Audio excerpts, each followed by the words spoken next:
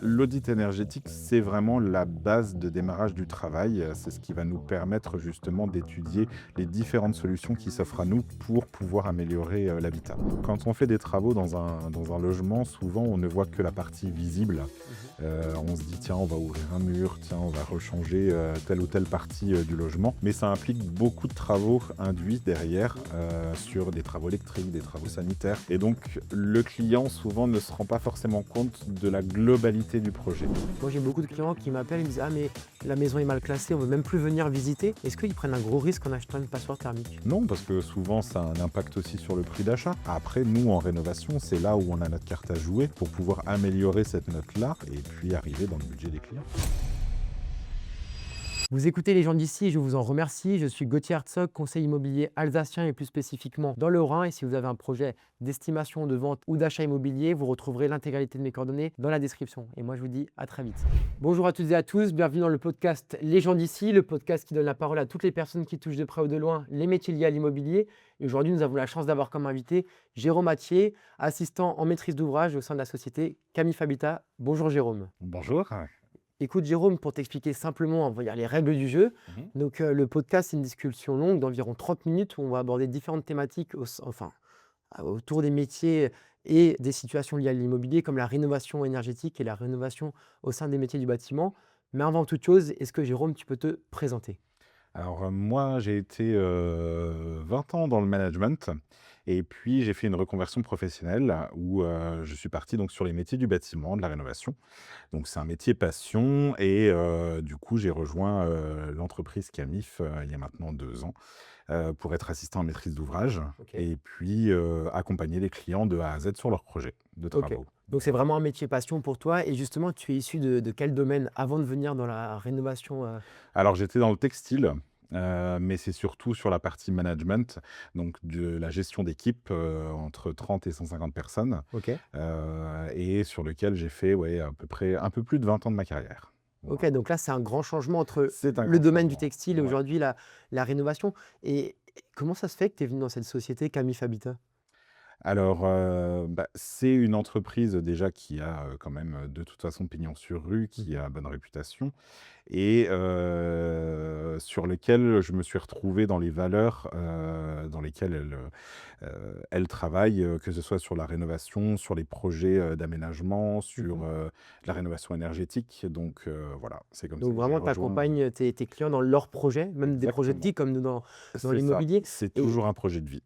exactement. Et une question qu'on peut se poser, c'est est-ce que tu as dû faire des études en plus? Tu as dû reprendre les études? Tu as fait des Ouais. formations en interne? Comment ça se passe? Oui, je suis reparti donc sur, 1 an d'études, donc c'était en accéléré, Ok. donc à la place de 3 ans et j'ai pu avoir mon diplôme et créer ma société juste derrière.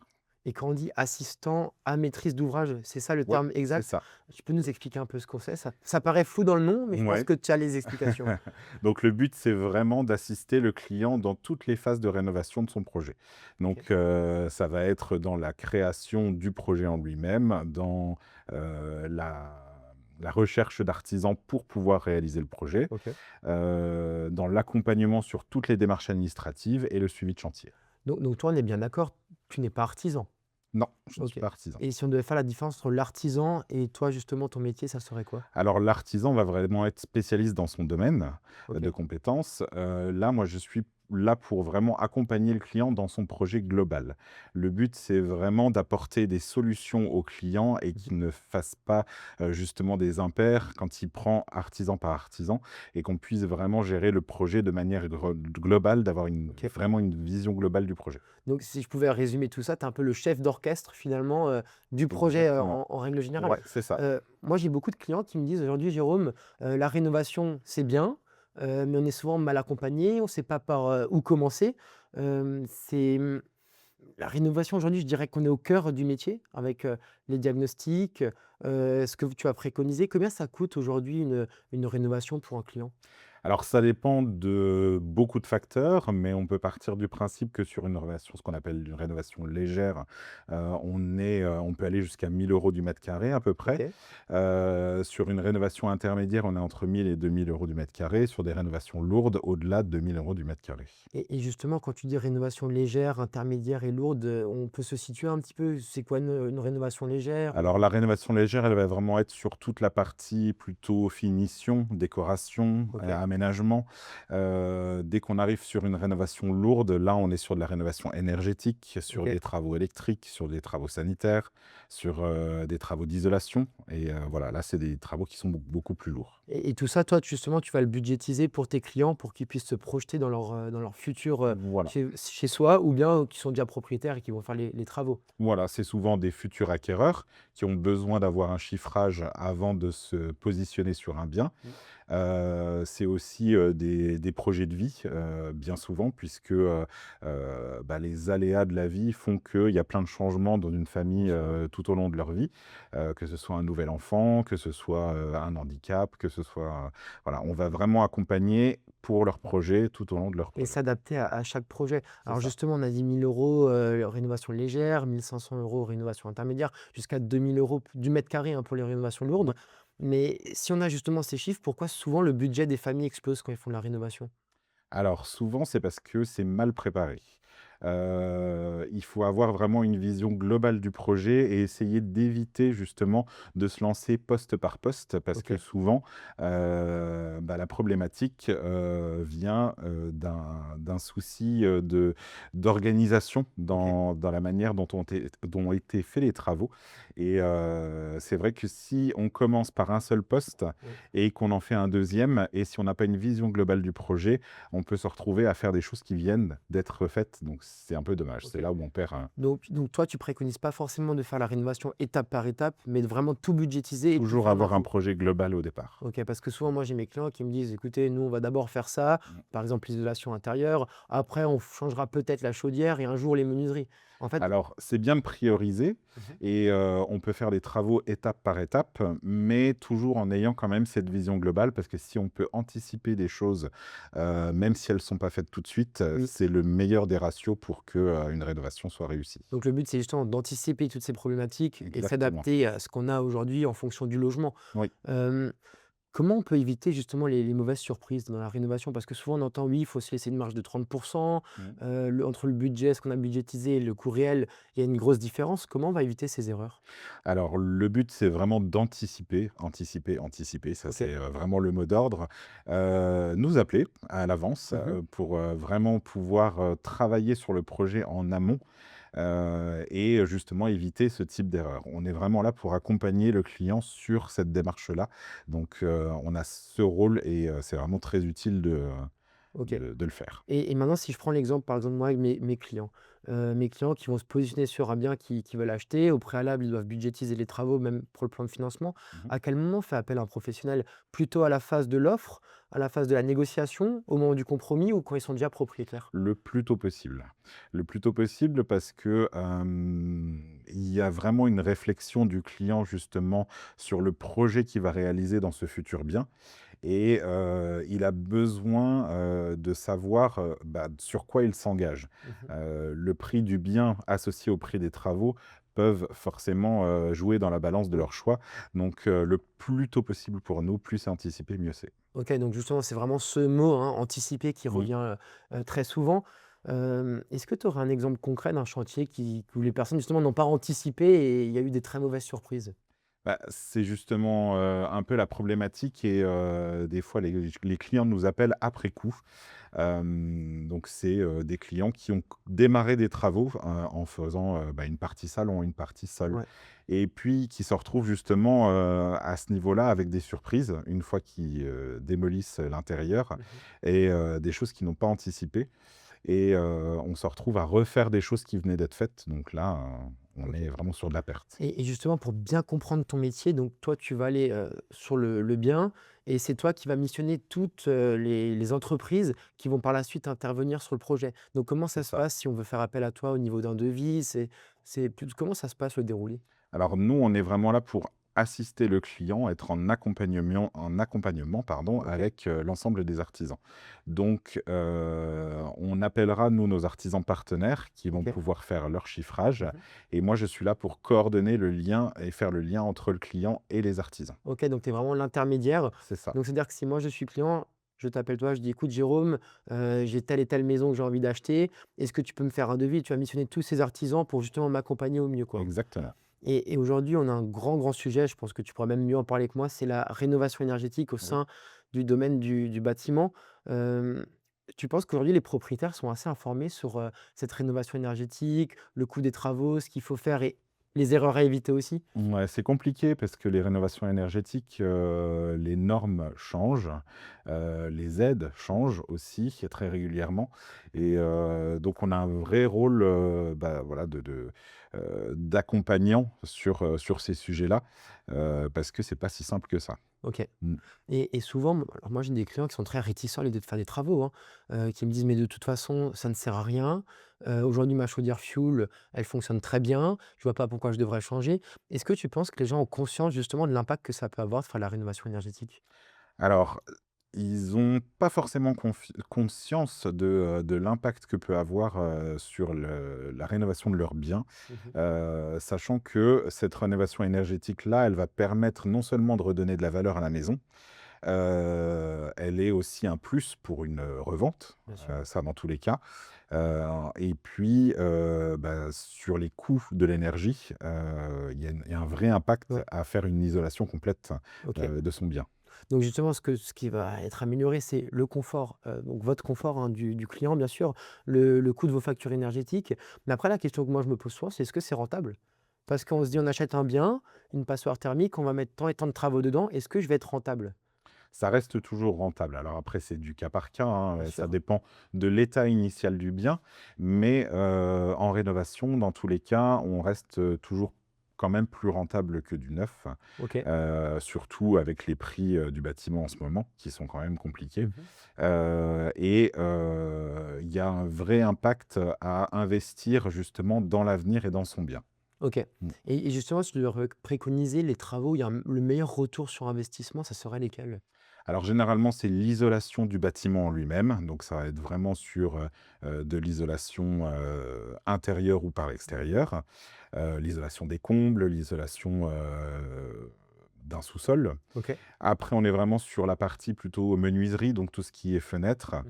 et en dernier, le système de chauffage. OK, donc Ouais. isolation, menuiserie et en dernier, le système de chauffage. Oui. OK. Et tu sais, nous, on est concernés par les audits énergétiques. Mmh. Est-ce que tu penses que ces audits sont suffisamment précis pour, aiguiller le client et l'accompagner au mieux? Ou justement, cet audit, c'est bien, on a une première base, mais il faut quand même faire appel à vous, à Camif Habitat? Bah, l'audit énergétique, c'est vraiment la base de démarrage du travail. C'est ce qui va Mmh. nous permettre justement d'étudier les différentes solutions qui s'offrent à nous pour pouvoir améliorer, l'habitat.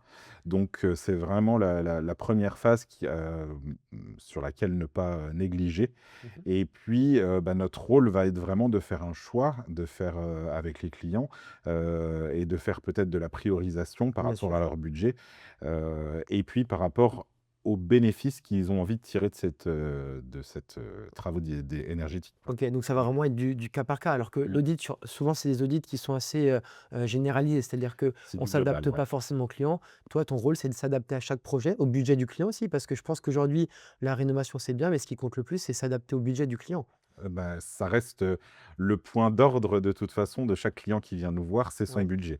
Donc, il y a un moment donné où il va falloir prioriser les choses et puis, trouver, vraiment les parties les plus efficaces Mmh. et efficientes, dès le départ. Et moi, j'ai beaucoup de clients qui me disent: «On adorerait faire les travaux de rénovation, le bien nous plaît, mais par contre, justement au niveau du budget, ça ne passe pas». Est-ce que il y a encore des aides qui sont possibles dans la rénovation? On sait qu'on avait la prime rénov, qu'ils avaient supprimée, remise et cetera. Mmh. Est-ce qu'actuellement on a encore des aides pour la rénovation énergétique? Il y a encore des aides, toujours la prime rénov, hein, bien OK, sûr, qui est là, alors malheureusement, ça change assez voilà. régulièrement au niveau, des plafonds, d'aides qui peuvent être reversés aux clients. Mmh. Et il y a les C2E, il y a des aides d'État, il y a des aides de communes aussi, voilà, il y a quand même un bouquet, d'aides qui est encore, possible sur, des rénovations. Bien sûr. Moi, pour, être tout à fait honnête, souvent j'essaye au mieux d'accompagner tous mes clients, que ça soit, pendant l'offre, après pour faire le côté administratif. Mais est-ce que tu ne penses pas qu'administrativement, il y a beaucoup de clients qui se disent: «Bah, la rénovation, c'est bien, on sait qu'on a le droit à certaines aides, mais c'est trop contraignant». Est-ce que vous accompagnez ces clients-là aussi dans cet aspect-là, pour Voilà. les aider administrativement parlant? Bah, faites telle et telle démarche, allez sur ce site-là et moi je peux vous aider. C'est ça. Nous, dans notre rôle, dans tous les cas d'assistant à maîtrise d'ouvrage, on est aussi là pour donc toute la partie travaux, mais on est aussi là pour tout l'accompagnement administratif. OK. Donc si, on peut, travailler sur les aides auxquelles ils ont droit, on y travaille. OK, donc ça, c'est justement le gros plus aussi de Jérôme et de Camille Fabitas, c'est qu'ils vont être le chef d'orchestre avec tous les artisans, mais ils vont aussi vous aider sur la partie administrative qui est souvent, délaissée, mais qui est très lourde, aussi. Maintenant, si moi, maintenant, j'avais une passoire thermique, par exemple un bien classé E, F et G, qu'est-ce que tu me conseilles maintenant? Je suis ton client, tu me diras on commence par où? Alors dans tous les cas, l'isolation du bâtiment en lui-même, Mmh. donc déjà, c'est voir la qualité du bâtiment, Oui. à l'heure actuelle, voir ce qui a déjà été fait parce que généralement, sur des anciens bâtiments qui sont justement mal classés, il y a quand même quelques efforts qui ont été faits à un moment donné. Donc c'est voir si ces efforts-là sont toujours Mmh. d'actualité ou s'il faut les modifier et puis, vraiment d'abord travailler sur l'isolation du bâtiment en lui-même OK, et seulement après le système de chauffage. et à la fin, le Ouais, système de chauffage, donc ça sera parce que le vraiment système de chauffage va s'adapter à l'isolation qu'on va travailler dans le bâtiment. OK, Voilà. et maintenant, par curiosité, c'est quoi les systèmes de chauffage qui se font le plus? La pompe à chaleur, La pompe à chaleur? ça reste, un des 1 produits, sur le marché qui est installé pour des rénovations énergétiques. OK. Mais après, il y a encore plein de choses, hein, des chaudières à granules, Oui, qui arrivent aussi pas mal sur le marché, suivant OK, les secteurs aussi. voilà. Donc, Justement, on doit aussi s'adapter au secteur, oui. je pense que si on est sur un secteur plus montagneux, on va peut-être moins préconiser de la pompe à chaleur qu'en plaine. Tout secteur humide, on essaye d'éviter justement, enfin suivant l'emplacement toujours, les pompes à chaleur. OK, et pour quelle raison? Parce que c'est vrai qu'aujourd'hui, on entend de la pompe à chaleur à tout va. Alors, c'est un peu ce qui se fait le plus et je comprends aussi parce que c'est assez confort. En termes d'investissement, on peut encore s'en sortir avec les aides de l'État. Mais pourquoi dans certains secteurs, justement, ces pompes à chaleur ne sont pas, efficientes?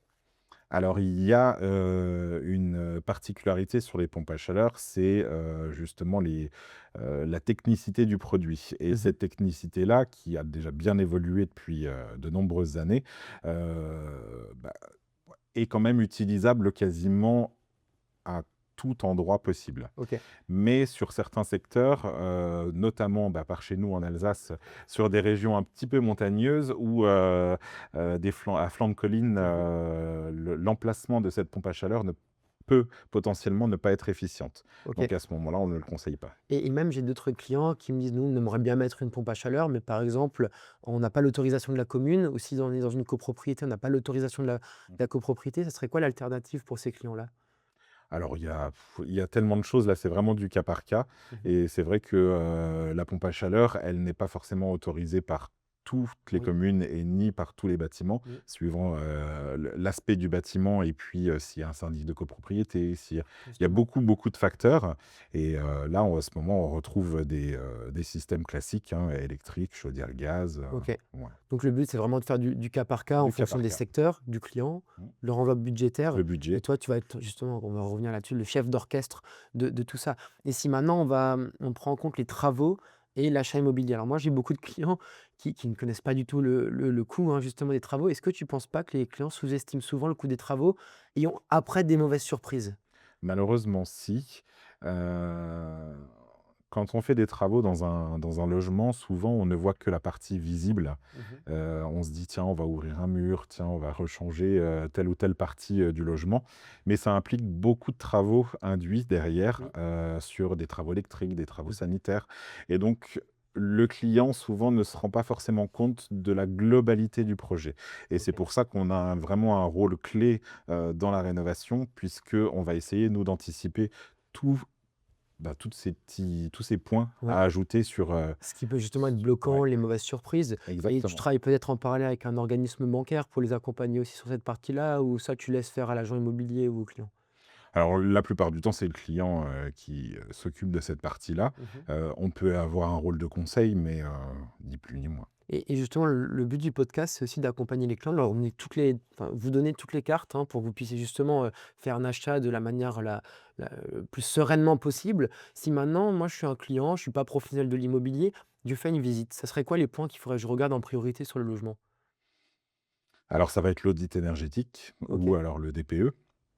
Qu'est-ce qu'on peut, ça dépend aussi du projet, du client lui-même. Mmh.